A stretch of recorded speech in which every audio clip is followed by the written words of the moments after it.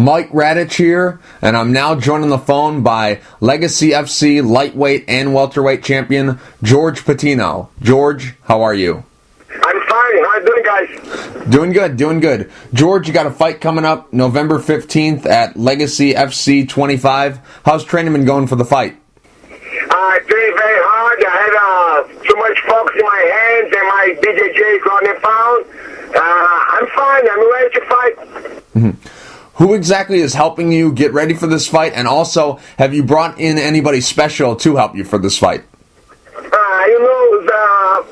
Our fight is very hard, and you have to train everything for be ready to fight, to do war.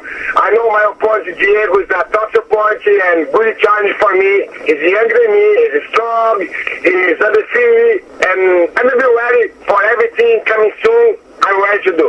Mm-hmm. Do you view this matchup as old lion versus young lion, old school versus new school? Do you view this fight as that? Because a lot of people do. Listen to me. I can't tell you I'm old school. Mm-hmm. I'm starting old school. Mm-hmm. I'm in new school too. Right. Always I do updating my technique. A lot of guys tell a lot of different things about that fight. I had a lot of experience. I'm 40 years old, but I'm in shape, old man. I had a lot of cardio. I had a lot of strength, power, and I'll be ready to fight. I'm the champion, yeah? I'm ready. Don't worry about that. I'm 100% ready to fight. Mm-hmm. You're 40 years old, but really you look better now than you did when you were like 25 years old. What has kept you, I guess, in great shape? Is it just the training that you do, or is it something else? What's your secret here? My secret is Jesus Christ in my life. Right. He changed everything. Mm-hmm. After I accept Jesus Christ in my life, I stop partying, I stop drinking, I stop bad stuff. I only train a lot. I never lose my nights sleeping. I stay with my wife. I have a health food, and I stay on the way. Under hands God, and I'm never ready. This is my secret. Mm-hmm. Now, you've had a pretty impressive run here. You're 7-0-1 in your last 8 fights. Just curious, what do you feel has been your best performance of this fight? Because you've fought a lot of great guys in this stretch. Efrain Escudero, Clay Hance, Mike Bronzales, Pete Spratt, Derek Krantz. A lot of great guys in that list of guys that you fought recently. What do you feel has been your best performance? I try to do my best, but sometimes the game plan doesn't work, and you have to improve in the fight. Mm-hmm. Yeah, like I did in the last fight. He beat me first round. He still beat me the second round in the middle. I tried pushing him down. He got my back. He got my back, and I'm escaping and making him tap. I believe all the time. I believe in my technique. I never give up. Always I push forward. I'm in shape. I can do 5 rounds. Doesn't matter stand up on the ground, and that's my game plan. Push forward, never give up. Mm-hmm. Like I mentioned earlier, you've looked great in these last couple fights. You're on a roll. You're 2-division champion for Legacy. What has been kind of the turnaround for you? Obviously, 7 wins and a draw in this 8-fight stretch that you've had. What's been the turnaround for you? Is it just that now you're more experienced and you're getting better every day, or is it something else you're doing in training? What has led to this kind of resurgence in your career? I tell something funny. My wife told me I'm like a wine. I say, why, baby? Right. Why I'm like wine? Because when you're getting mold, you're getting better. So, right. Baby, I love you. I'm 7 fights in a row, 7 victories. I fought in Japan with Izao and went crazy in Japan, and I beat Izao. But right. the Japanese guys is crazy and give me a draw. Right. Because if I lost, they give the Izao victory, yeah? If I lose, they give me victory for Izao. I beat Izao 3 rounds, they give me a draw. But if I the game, I need to learn it because you can't give your fight for judges' hands.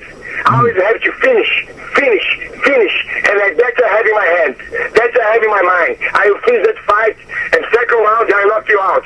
Mm-hmm. Now, you have your own gym, Macaco Gold Team in I believe Houston, Texas.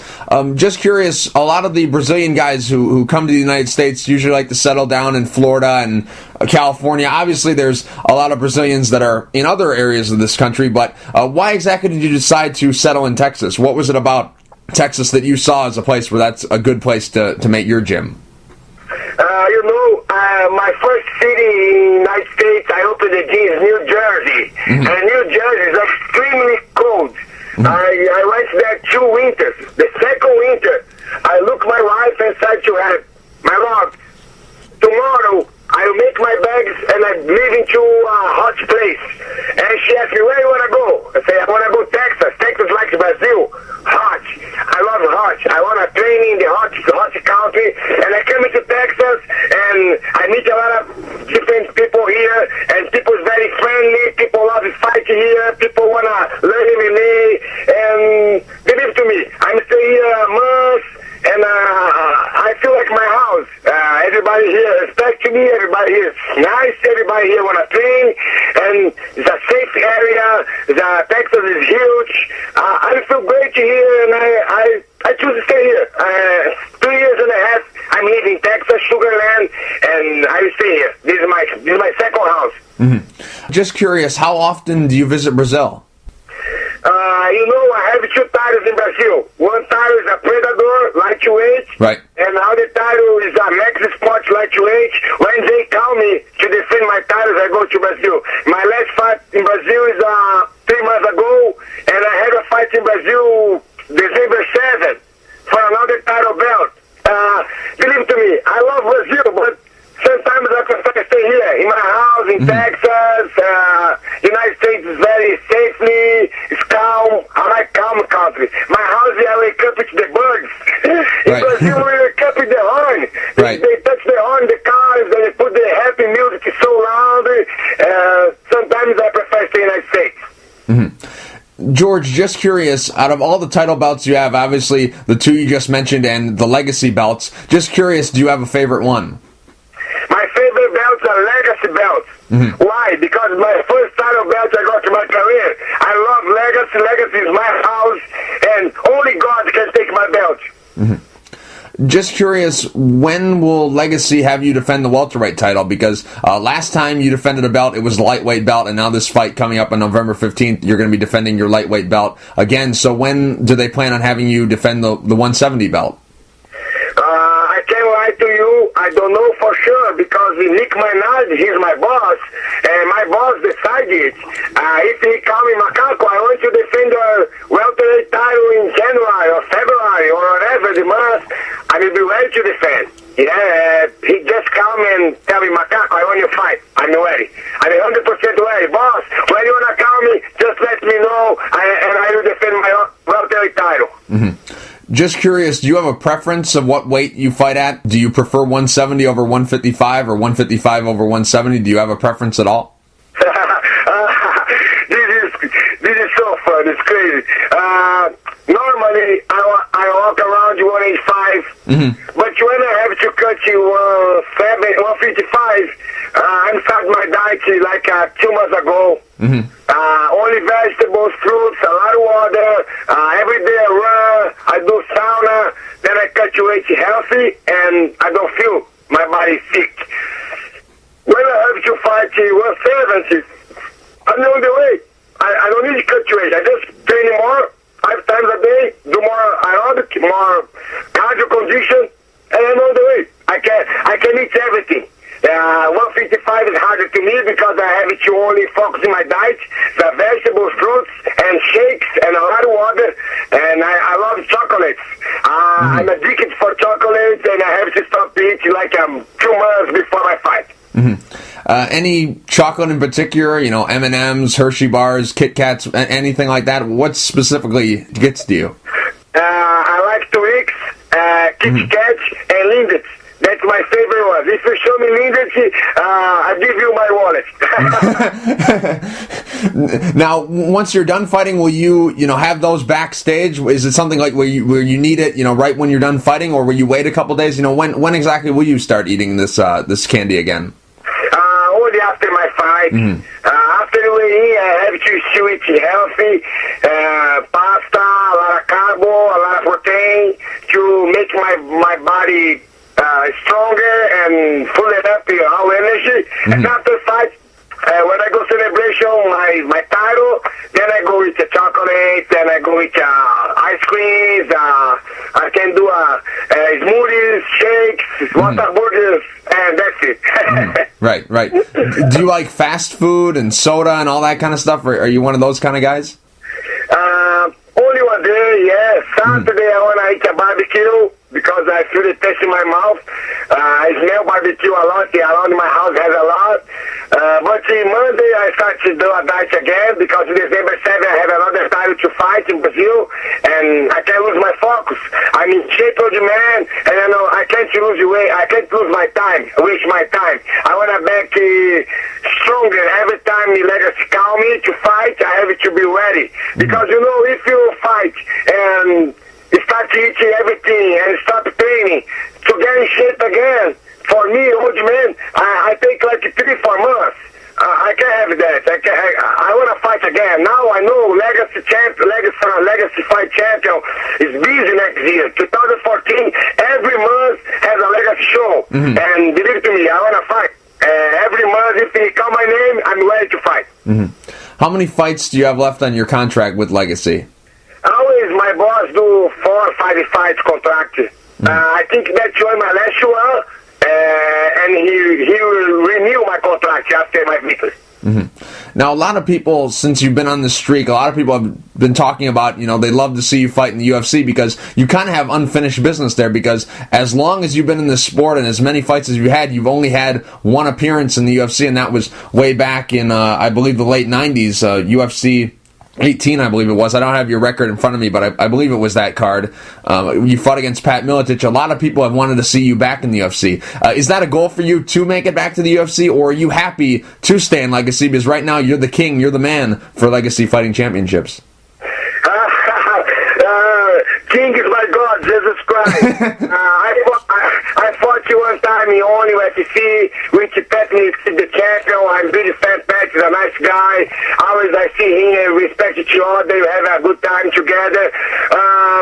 Look, for sure, I love Legacy. I want to stay in the Legacy. I like Nick Minardi. He opened the door to me. He put me to work. He gave me a job.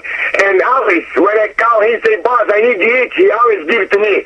I had 4 guys fight UFC, young guys under my name. And the guys see me in the corner. I don't know. For me, it's very good now. Only think about defending my title and still fight Legacy. UFC is for young guys. They don't want to hold the guys like me, old dogs. Yeah, I still bite, I still win, I still beat the young guys. But I'm great. I still good fighting Legacy, and I'm still fighting Legacy. If they call my name, I have to think about it and talk to my wife. Because I don't know.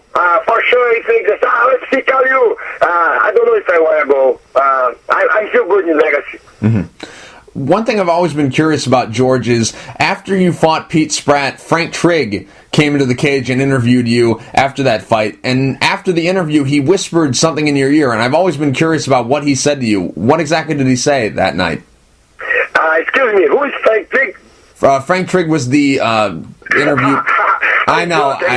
Yeah, I know. My friend, I'm sorry. I know. He challenged me. Yeah. He said to me, you want to fight to me. And I told him, Frank, if you want to fight to me, tomorrow morning at 11 a.m., go to my gym, and just me and you go to the cage, and you fight like in Brazil. No time, no rules, and then you kick your ass. And he looked at me like a girl and turned his back and get out. Right. He doesn't respect me. He's stupid. He lost his job. The guy kicked his ass. Because in the middle of the fight between me and Pete Spratt, he said, not now, because I got his back. He's crazy. I don't know. Maybe he likes me too much or telling me too much. I don't know. I don't want to talk about him. Yeah. I had a lot of guys to talk, like Pat Miletich. He's the champion, nice guy. My new opponent is Carlos Diego. He's a tough BJJ guy, young guy, good to Charlie Shuni. Frank Trigg is the best. Who Frank Trigg beat? He don't beat no one. Always the guy's kicking his ass. He had to promotion. Side promotion, his name on top of me. I'm sorry, buddy, but this is he's a sucks. Yeah, he's a sucks guy. Just curious, how long does this kind of, because he has made it public that he's not a very, very big fan of you. How long does this go back? When did this whole thing start where you kind of realized that he didn't really like you? I don't know. No, I like him. If he don't like me, I don't care. I'm a nice guy. Everybody know me. Everybody like me. If you don't know me and you just see me in the cage, you say, that's a asshole. That guy looking in. That guy's not nice. What's my job? I don't want to go to the cage to pet someone or make a love. I go to the cage to fight. If I want to pet or take care of someone or make a love, I do it to my wife. Yeah? I don't know. He's crazy. Well, anyways, moving on from him, back to you. Just curious, your nickname, Macaco, I believe in Portuguese, and the translation to English, it means monkey. Just curious, where did you get that nickname? Yeah, there's a monkey nickname because when I'm a kid, I'm just a lot 360 kick is from back, from flipping forward. I'm always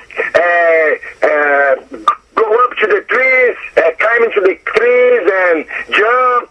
And when I'm starting to do jiu-jitsu and MMA, I put my head to the ground and do 360 kick and roll forward, roll backwards, do suplex, forward, front side suplex, and I do flip jumps.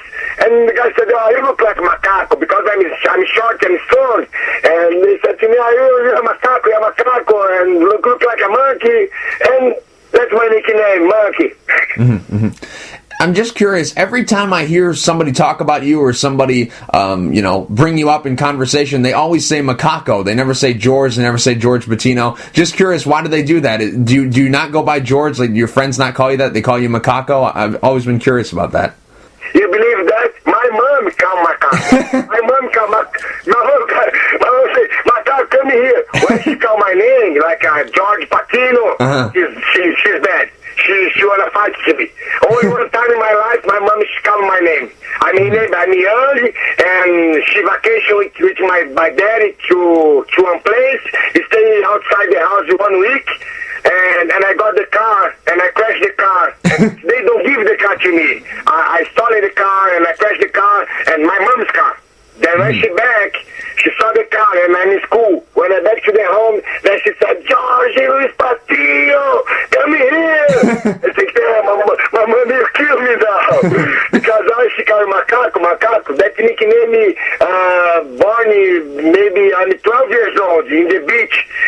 Peruíbe Beach is a South Brazilian beach, and I'm jumping a lot there. We have a house there before, and one girl, the name is Lilian, she asked me about me for my friends, and said, the small guy is strong, you look like a monkey because he jumped a lot and climbed the trees, and that nickname go up to São Paulo and still with me when I started fighting BJJ and MMA, and that's crazy. Yeah, they know me. If you call, George, George, I don't know. If you call Macaco, Macaco is there. Everybody knows me like a Macaco. Yeah, I've always been curious about that because, like I said, every time somebody talks about you, they never say your name. They always say your nickname. George, last question before I let you go. How do you defeat Carlos Diego Ferreira on November 15th? Sir, I can't tell you that. Only Jesus Christ, my God, know what I do. You have to wait to watch the fight, and you will see what power God gives to me, and I can beat Carlos. I know what you do, but if I knock you out or submission or points, that's my God know. George, real quick before I let you go, do you have any sponsors you'd like to thank, and is there anything you'd like to say to the fans? I have a lot of sponsors. My sponsors believe in me because they know I'm a straight-road man, and I never put me in trouble. I never go party, I never drink. I always focus to my training. Thank you, Bessie Beach, Mr. Pete. Thank you, Bully Dog, Mr. Bill. Thank you, St. Michael's. Dr. Channel, thank you, Skiddy's Healthy, Dr. College Law, thank you, Homelands, Freddy, thank you, Freddy, thank you, World Tatam, Chicão, thank you, special for Samantha Smith, she trained me a lot, thank you all my coaches, Roberto Flores Bob, Jeremy Howe, José Santibani, Dennis, is Samantha Smith, and Heide Silva. Thank you, special for 4-ounce fighters. They support a lot my sparring training. Special thank you for Daniel Pineda, his last fighter, and Coach Bobby Pettis. They help me a lot. And all my sponsors, thanks so much. Is Fighters Watch, sponsoring me all the time. Thank you, my manager, Wade Hampel.